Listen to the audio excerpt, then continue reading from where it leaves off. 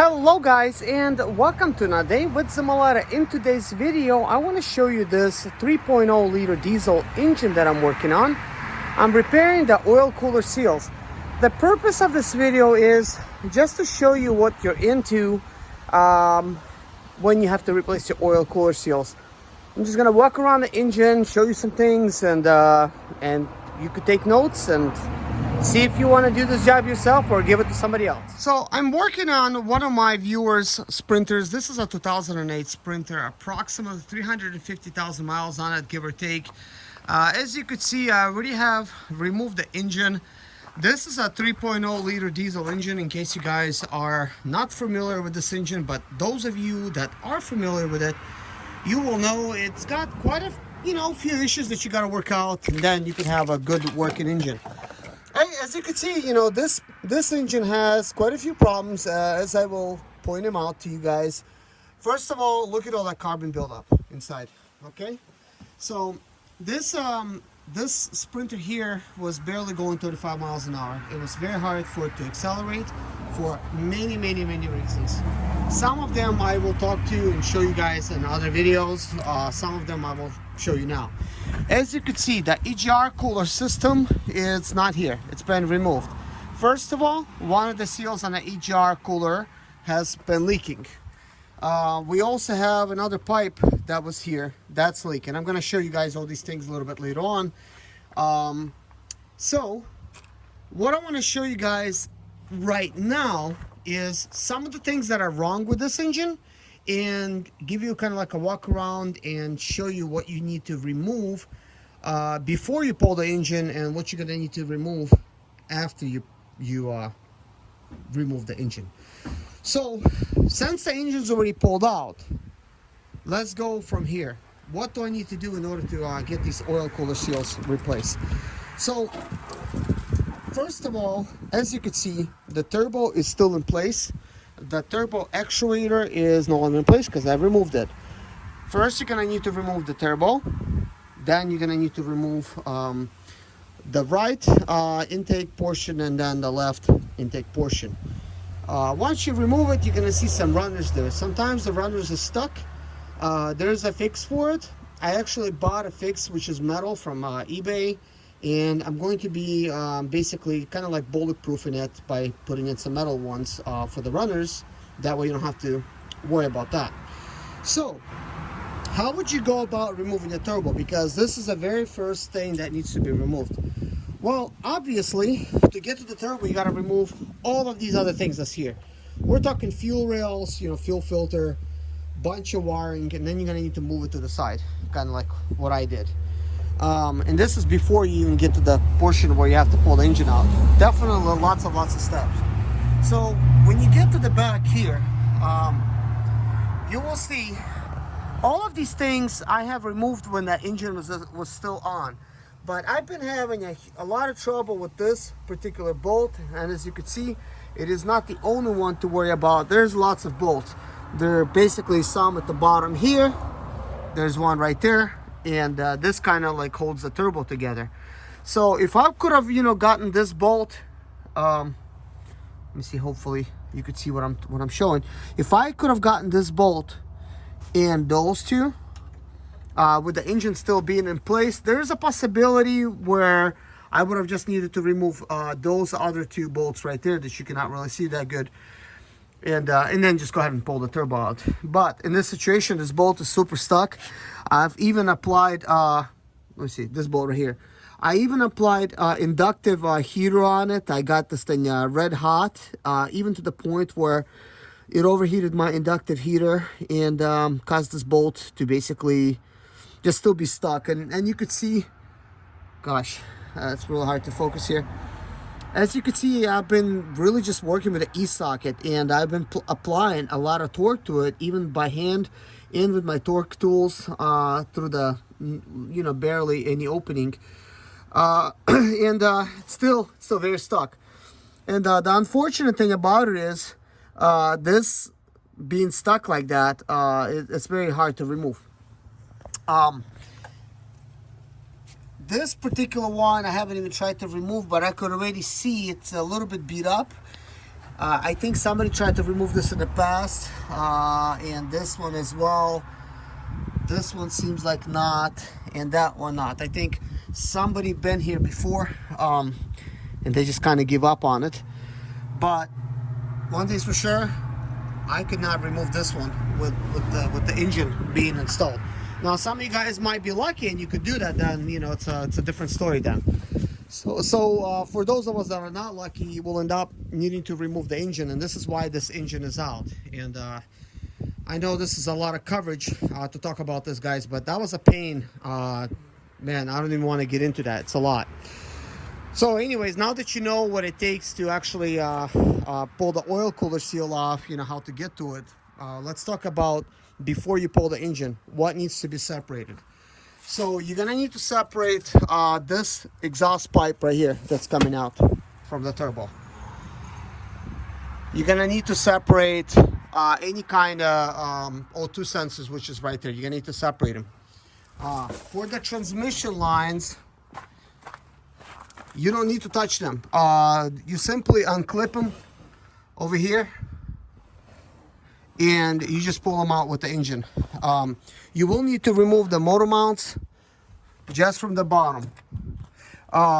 This motor mount is falling apart, but that other motor mount has completely fallen apart. You can see kind of like it cracks right there and then it breaks off. We already have new motor mounts, so we're going to be replacing them anyways. So you will need to disconnect the two fuel lines, and you will need to remove the AC compressor if you don't want to lose any AC type of fluid.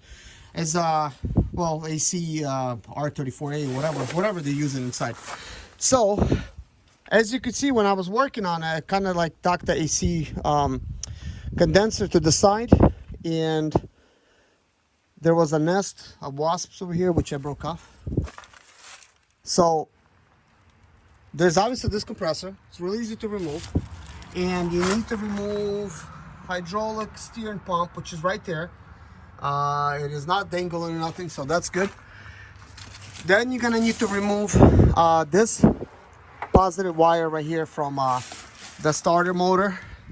I went ahead and disconnected this wire as well that goes to the starter motor right there, and I disconnected another wire that goes to the top here, which is that red one, which connects to the starter motor right here.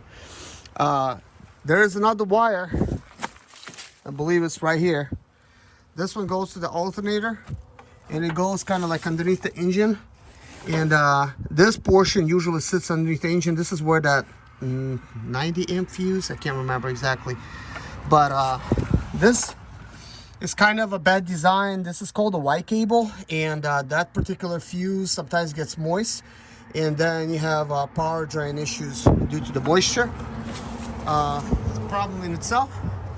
So as you can see, the alternator is off. You technically do not need to remove the alternator, but if you do, it makes your job a little bit easier, but technically you don't have to. But when you remove it, it gives you just a little bit more room. In this situation, we do have a problem with the actual alternator.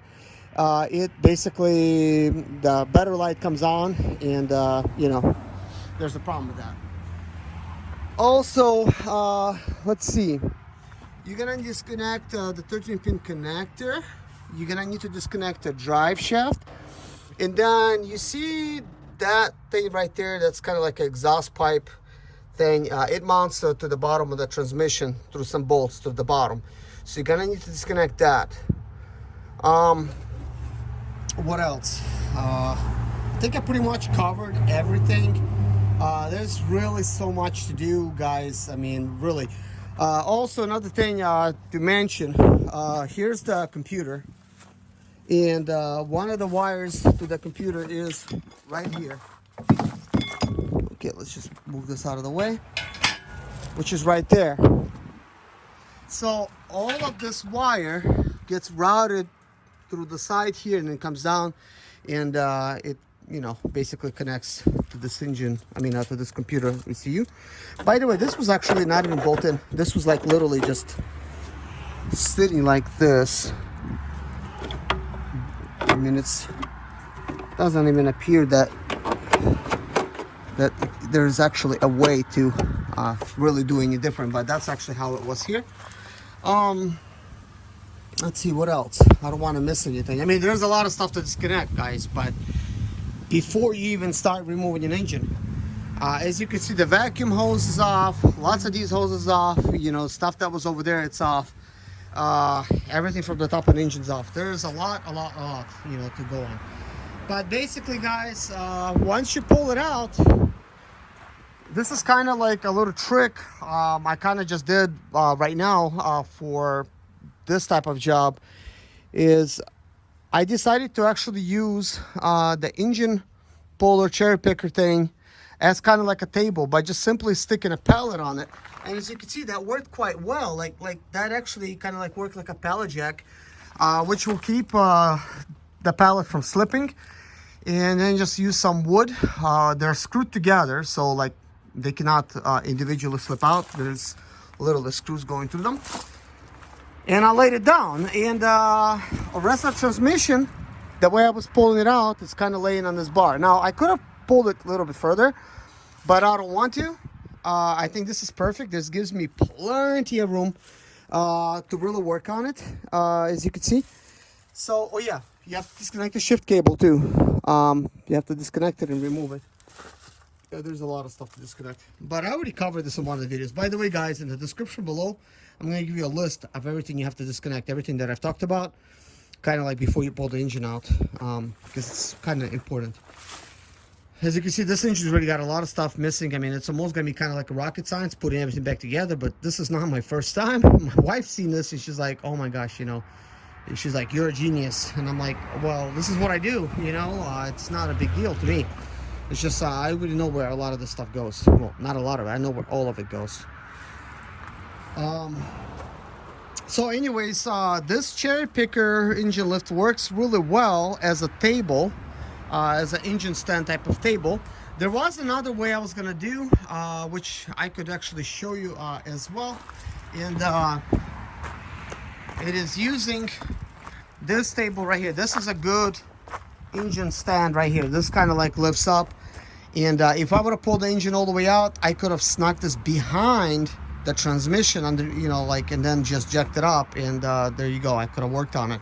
Also, this could be very useful when you're working on a lift and you got to drop the engine down. This could be a very nice engine stand. But in my situation, that actually worked really well. I really don't need to do nothing else.